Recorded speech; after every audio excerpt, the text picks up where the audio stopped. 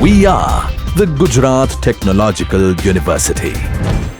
Since its inception over a decade ago, GTU has been empowering young and curating minds to realize their true potential.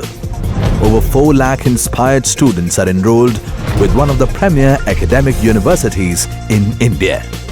With more than 450 affiliated colleges in its fold operating across 5 zones of the state, GTU, the International Innovative University, your place to move forward.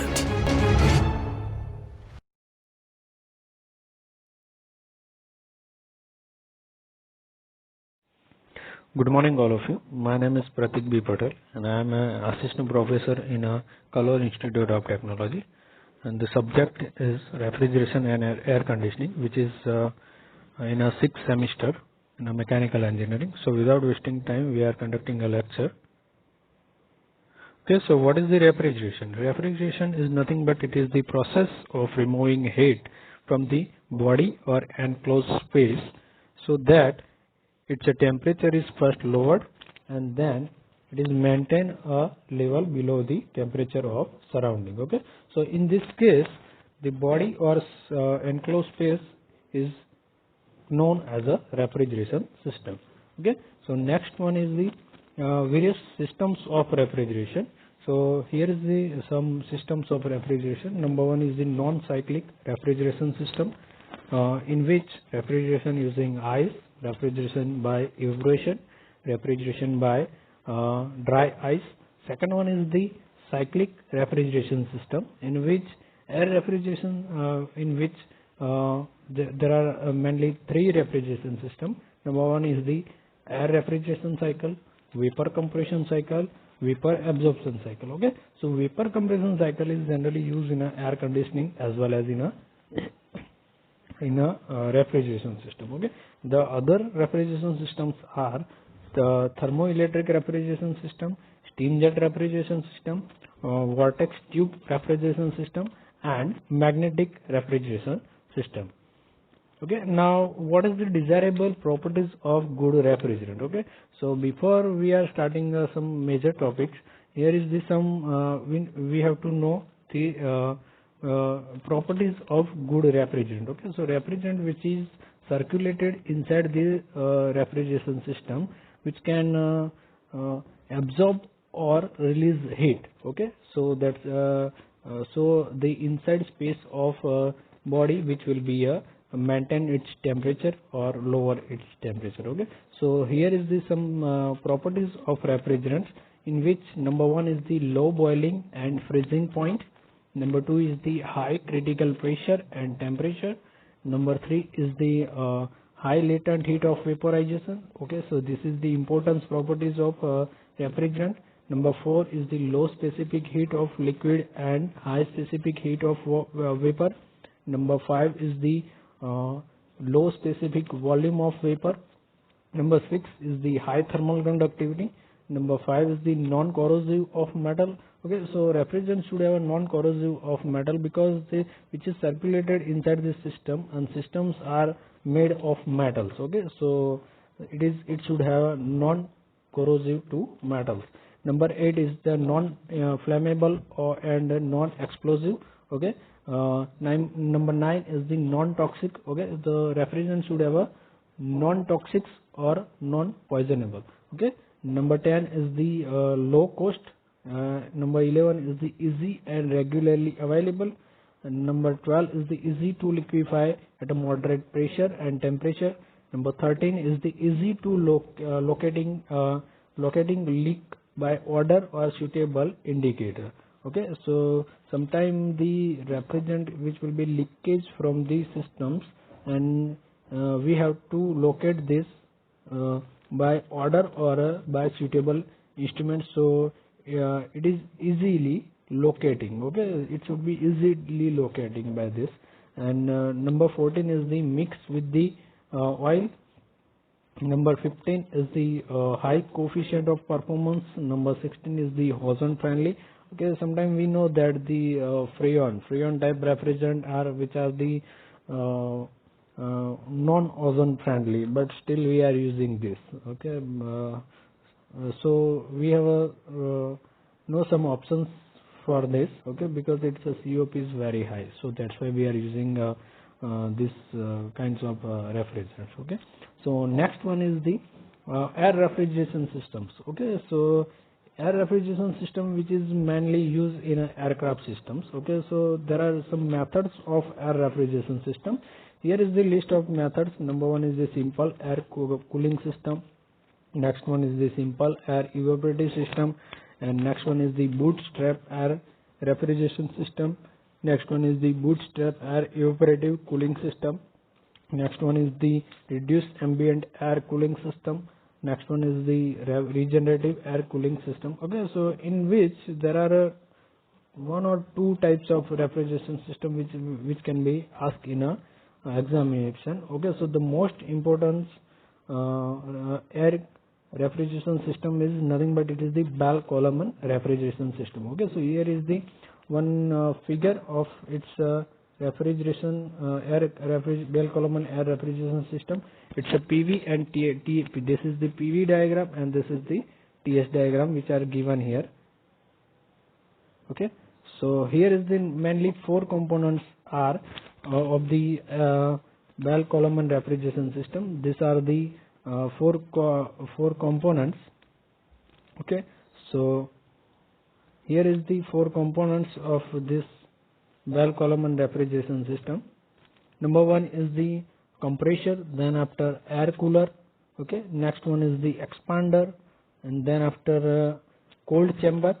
Okay, or you can say it's a refrigerator. Okay, now we can we have a PV and TS diagram. Okay, so there are four processes are there. Okay, so there are four processes are there.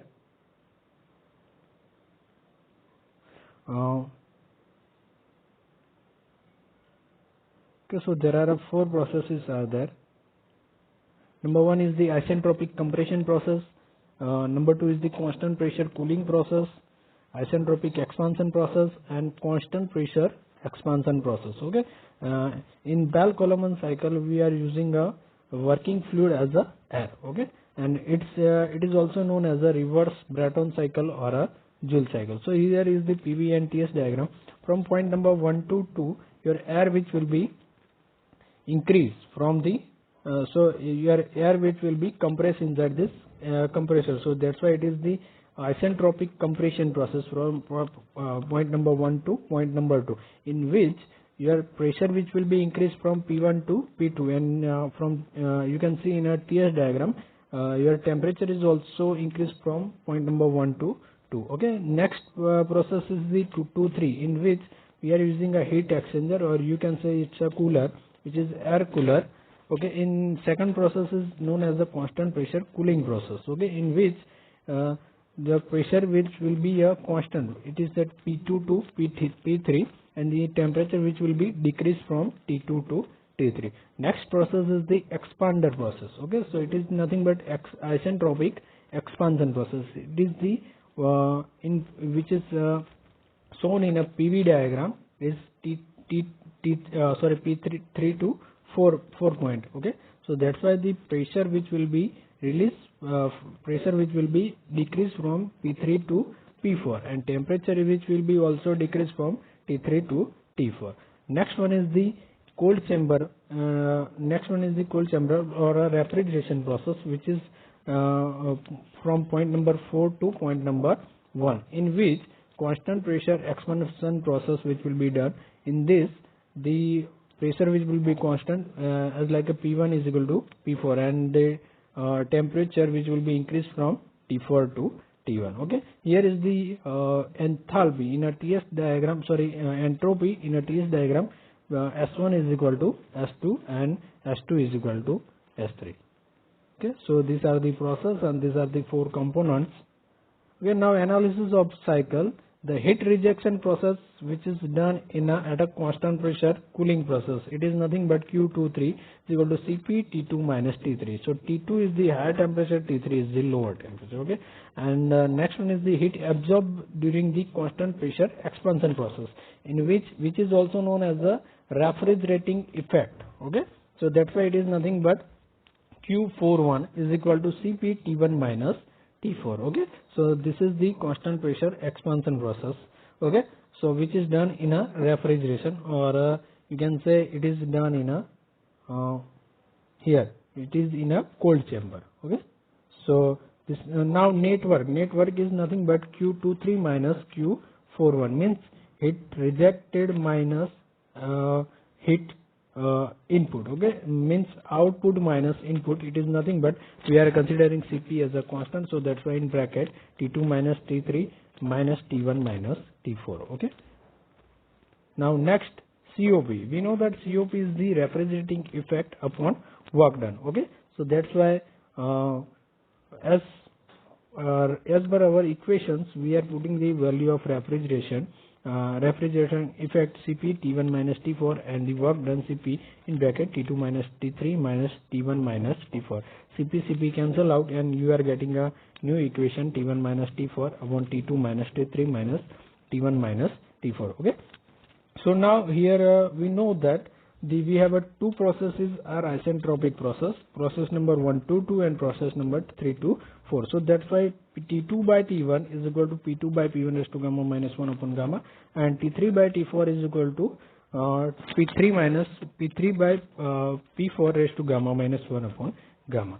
But we know that from this diagram P2 is equal to P3 and P1 is equal to P4. Okay, you can see here P2 is equal to P3 and P1 is equal to P4. So that's why we are considering here, and finally we have a T2 by T1 is equal to T3 by T4 is equal to P2 by P1 raised to gamma minus 1 upon gamma, because of P2 is equal to P3 and P1 is equal to P4. So finally we have a T2 by T3 is equal to T1 by T4. Now next one is we are putting the value in the COP equation. So finally we are getting the, after the some analysis, and final we are getting the value of COP is equal to T1 upon T2 minus T1. Clear? Now next is the advantages of Bell-Coleman refrigeration system. Here is some advantages. Number one is the air is used as a refrigerant, so it is which is available cheaply and easily. Next one is the since the air is non-flammable. Okay, so there is no risk of fire. Okay, next one is the weight of air refrigeration system per ton of refrigeration is lower compared to other system. Okay, and the some disadvantages of this, these are the COP is lower compared to other system. Okay, the COP of system is lower compared to other system. Next one is the mass of air required per ton of refrigeration is more compared to other system. Okay, and next one is the running cost is the high due to low COP, and next one is the size of machine is bulky. Okay, so these are the advantages and disadvantages. Generally it will be asked in a 7 mark, or it can be asked a full question which will be asked in a 7 marks, or if it just only say that describe the just only list the advantages and disadvantages, this will be asked in a 3 or 4 marks. Okay, next is the Bootstrap air refrigeration system. Here is the Bootstrap air refrigeration system. One figure is given here. The main component of this system is the diffuser, main compressor, gas turbine, combustion chamber, main heat exchanger, small or secondary compressor, secondary heat exchanger, and cooling turbine. Okay, so in this Bootstrap air refrigeration system, which is mainly 2 heat exchanger are used. Okay, so one is the first is heat exchanger or main heat exchanger, or second one is the secondary heat exchanger. Okay, so here is the point number 1. Okay, so here is the point number 1. We have a we can say that here is the point number 1. We can say that sorry.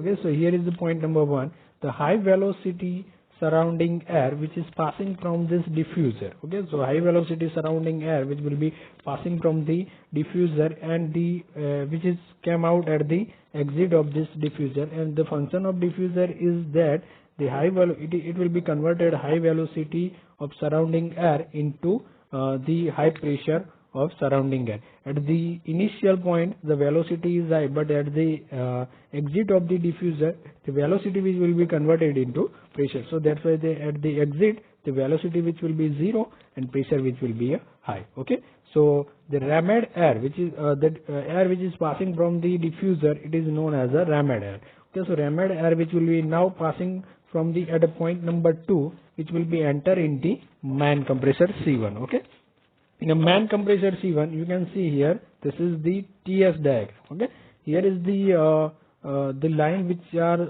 from point number 1 to point number 2 is nothing but it is the ram compression process. Okay, so here is the point number 1 to 2 is the, you can see in the graph, this is the point number 1 to 2 is the ram compression process. Here is the also ideal cycle as well as actual cycle is given. From point number 1 to 2 is the ideal cycle, and point number 1 to 2 dash it is nothing but it is the actual cycle. Here is the P1 is the ambient pressure, P2 dash is the actual ram pressure, and P2 is equal to ideal ram pressure. The temperature of point number 2 and point number 2 dash are same. T2 is equal to T2 dash. Okay, so this is the process number 1, ram compression, in which the high velocity air which is passing from the diffuser and which will be converted into high pressure air. Now point number 2 to 3, it is nothing but isentropic compression process. The rammed air which will be now enter in the compressor and it will be again compressed. Okay, it will be again compressed like a isentropic compression process in a main compression.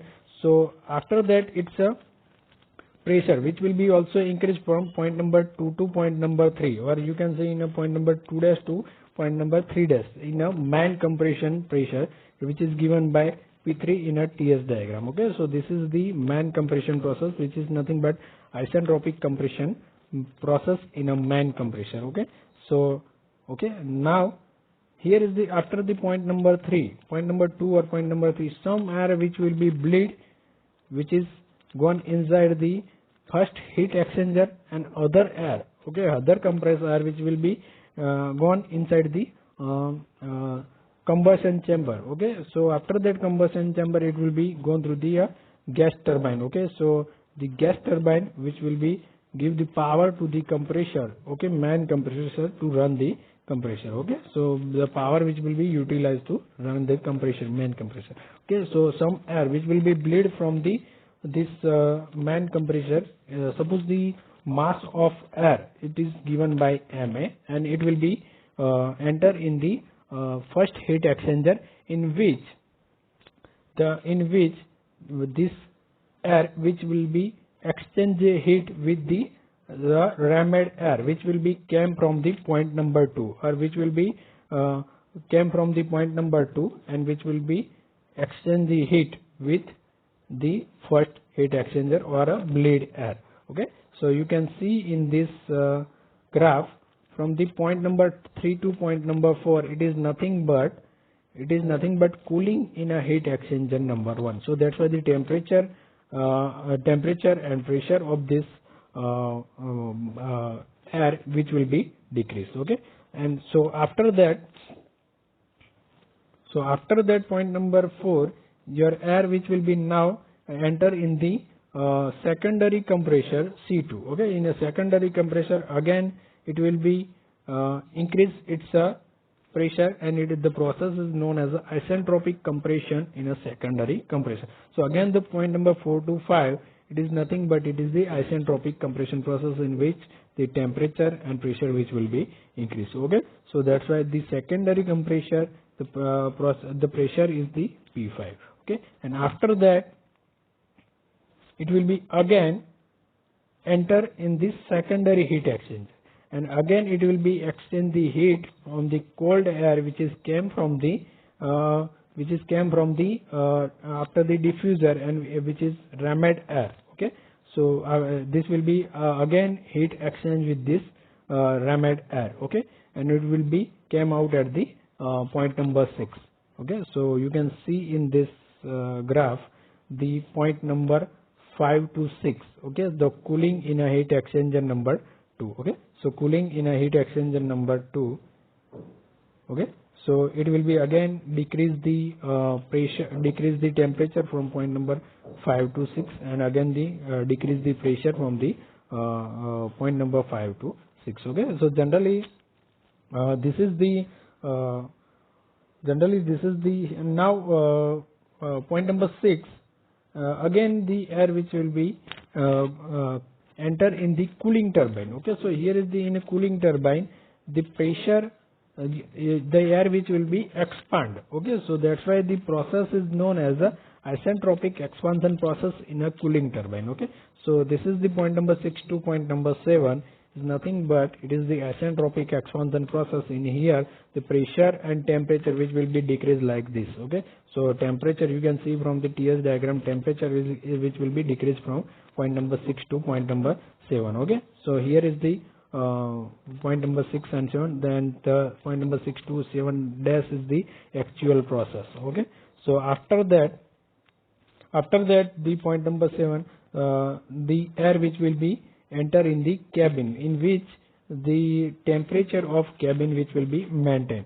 You can see you can say that in a aircraft there are many mechanical parts as well as electrical parts which will be heated. Okay, so that's why the temperature inside this cabin as well as cockpit is higher. Okay, so that's why it will be maintained by this cold air which is came from the cooling turbine. Okay, so here you can see that the point number 7 and point number 8 which is the came from the cooling turbine and which will be enter in the cooling cabin. Okay, so the point number 7 to point number 8 it is the process, it is known as a cooling of cold air to cabin, and the pressure constant pressure line it is known as a PC. Okay, so now the cooling effect per kg of air it is nothing but H8 minus H7 and CpH8 minus CpT8 minus T7. Now this is the actual cycle analysis. The RAM compression process number 1 to 2 it is nothing but we know that the efficiency of diffuser it is nothing but it is the ratio of actual RAM compressor rise to ideal pressure actual RAM pressure rise to ideal RAM pressure rise. It is nothing but P2 dash minus P1 upon P2 minus P1. Okay, we also know that the steady flow energy equation at the diffuser in which the heat and work both are absent. So here is the H1 plus C1 square by 2 is equal to H2 plus C2 square by 2. C1 and C2 are the velocity, initial and final velocity. We know that the final velocity of during the RAM compressor is 0. So finally your equation will be H2 minus H1 is equal to C1 square by 2, and the final equation of T2 temperature T2 is T1 plus C1 square by 2 Cp. Okay, but we know that from the TS diagram T2 is equal to T2 dash and the P2 by P1 because of RAM compression. So that's why P2 by P1 is equal to T2 by T1 raised to gamma upon gamma minus 1. Okay, so next is the process compression process. Here is the isentropic compression process is 2 to 3 we can say ideal compression, and the actual compression is the 2 to 3 dash which is done in a main compression. So the work done by the main compression WC is equal to H3 dash minus H2 dash and the MCP T3 dash minus T2 dash. Okay, the efficiency of compression is also given here. The isentropic compression to the actual compression is the ratio of isentropic compression to actual compression. This is T3 minus T2 upon T3 dash minus T2 is equal to, we can also say that T2 is equal to T3 dash, so that's why the here is the next equation is the T3 minus T2 dash upon T3 minus T2 dash. Okay, and here is the also isentropic compression process, so that's why it is the T3 by T2 is equal to P3 by P2 raised to gamma minus 1 upon gamma, and we also know that P3 is equal to P3 dash and T2 is equal to T2 dash. Okay, next is the cooling in a heat exchanger number 1. Okay, so the RAM air which is cooled by the which is came after the diffuser which is the used to exchange the heat with the in a heat exchanger number 1. So the heat rejection is nothing but MACP T3 dash minus T4. Next process is the compression in a secondary compressor. The isentropic compression process is 4 to 5 and actual compression process is the 5 to 4 to 5 days. The work done by the compressor is nothing but MCP T5 dash minus T4 dash, and the efficiency of this compression is given by T5 minus T4 upon T5 dash minus T4. It is nothing but it is the ratio of isentropic compression process to the actual compression process. Okay. So next one is the cooling in a secondary heat exchanger. It is nothing but again the ram air which is used as a heat exchange with the compressed air. So that's why the heat rejection is nothing but MACP T5 dash minus T6 dash. And the next process is the expansion in a cooling turbine. It's nothing but 6 to 7. Okay, so that's why the process which is the 6 to 7 is known as the ideal or isentropic process, and the next process is the 6 to 7 days is nothing but actual cooling process. Okay, so the efficiency of turbine is given by T6 minus T7 dash upon T6 minus T7. Okay, it is the nothing but it is the ratio of actual cooling process to the ideal or isentropic cooling process. Okay, so also it is the isentropic process, so that's why we can say that T6 minus T7, T6 upon T7 is equal to P4 upon PC. PC means it is nothing but it is the cabin pressure. Okay, so that's why it is the P4 upon PC is equal to gamma minus 1 upon gamma, and the work done by the turbine is nothing but WT is equal to MACP T6 minus T7 dash. Okay, so next one is the refrigeration process which is done in a cabin. Okay, so that's why it is the 7 to 8 process, and the refrigerating effect. Okay, it is nothing but it absorbed in a cabin. It is nothing but MACP T8 minus T7 dash. Now finally the COP of the cycle. COP of the cycle is nothing but refrigerating upon effect upon work done by the man compression. Okay, so here we are using a two compressor, but the work done by the we are just only utilize the work done by the man compressor. Okay, so that's why the COP is equal to finally refrigerating effect is nothing but the cabin effect. It is T8 minus T7 dash upon T3 minus T2 dash. Okay, so and the mass circulating in this system MA is equal to 211 into Q upon CP T8 minus T7 dash. Okay, so this is the air refrigeration system. Now we are discussing about vapor compression refrigerating system. In vapor compression refrigerating system, there are mainly four components are used, which are compressor, condenser, expansion valve, and evaporator. Here is the using of receiver is also. So here is the mainly four processes are there. This is the pH diagram of this. This is the pH diagram of this vapor compression cycle. Now we can say that here is the mainly four component, and the function of the four components are there. We are using a refrigerant. Okay, so in this vapor compression refrigerating system, the refrigerant which is came from the evaporator, which is in a condition of dry saturated vapor. You can see here the point number 1. It is the dry saturated vapor. Okay, so this is the line which is the parabolic line, which is the up to point number 3 is the liquid, and then after it is the vapor. Okay, so at the point number 1 you can see the this is the dry saturated vapor after the evaporating process. Okay, so here is the after the vapor which will be compressed inside this compressor. Okay, so the pressure of this vapor is high, as well as the temperature of this pressure which will be high. You can see in this pH diagram the process is known as the isentropic compression process, and point number 1 to point number 2 it's a pressure as well as it's a temperature which will be increased. Okay, so after that the high pressure vapor which will be enter in the condenser. Okay, in condenser it will be released or remove its heat. Okay, and it will be converted into liquid. Okay, so after the process of constant pressure heat removal process in a condenser, Okay, constant pressure heat removal process in a condenser. You can see the process number 223. Okay, you can see the process number 223 in a condenser. So the heat removed from the condenser at a constant pressure P2 is equal to P3. Okay, so the after the exit of the vapor, which will be converted into now liquid vapor, which will be enter in a receiver. Okay, so in a receiver the pressure is still high. Okay, and the temperature which will be somewhat decrease.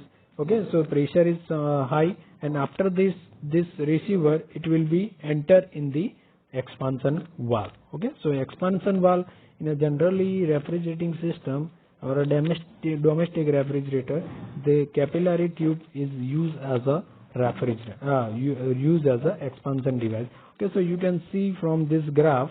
Okay, so point number 3 to 4 is the expansion process. It is nothing but in which your pressure as well as temperature which will be decreased up to point number 3 to 4. So that the liquid refrigerant which will be decrease its pressure as well as temperature, and the somewhat mixture of liquid and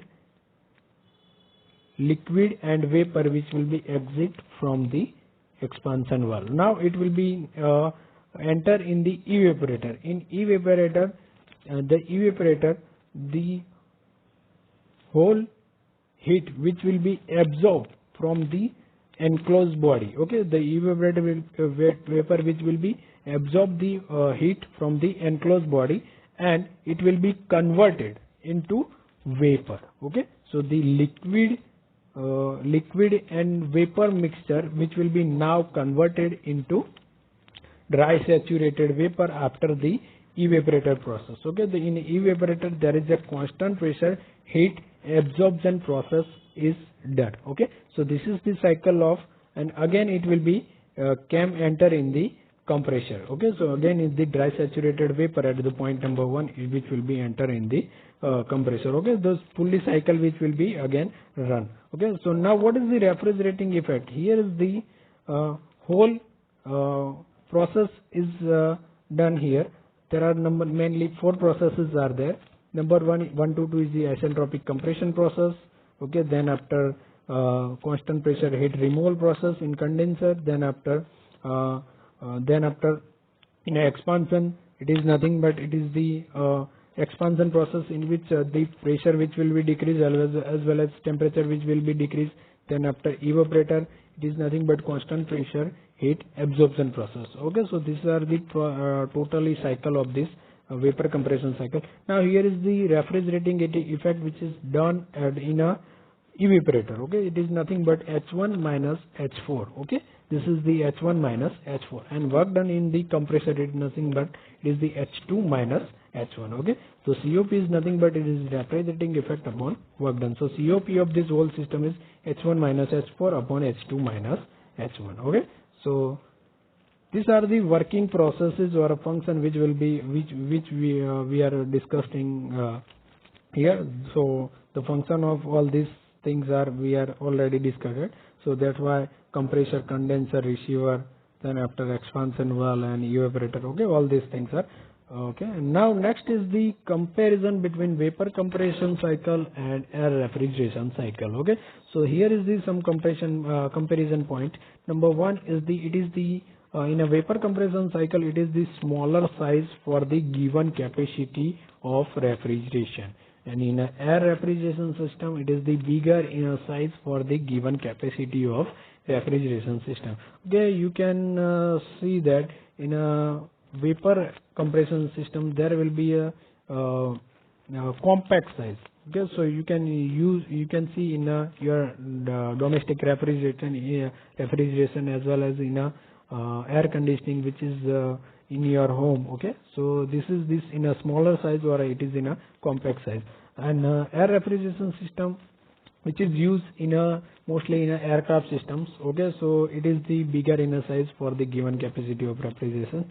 Number 2 is the COP of VCR system is the high, and the COP of air refrigeration system is the low. Third point is the it has a low running cost. VCR system has a low running cost, and the air refrigeration cycle is the high running cost. Then number 4 is the suitable for the small to large size plant. Okay, so VCR system is suitable for the small to large size of plant. You can see the refrigerator, domestic refrigerator, which is used in a home, as well as the this is the small plant, we can say, and the large plant is suppose the ice factory. Okay, so this is the also a large plant of VCR system. And the next is the air refrigeration system, which is the suitable for the low capacity plant. Okay, number 5 is the initial cost of the VCR system is high, and the initial cost of the air refrigeration cycle is the low, because we know that the initial cost of the air refrigeration system is low, but the running cost is high. Okay, so number 6 is the leakage need to prevent due to cause of pollution. Okay, and the leakage do not cause any pollution, because in a air refrigeration system we are using air. Okay, so this is the not any problem in a air refrigeration cycle, but in a VCR system we are using a different refrigerant, so that's why we need to prevent it because of pollution. Okay, so this is the end of lecture. Thank you very much.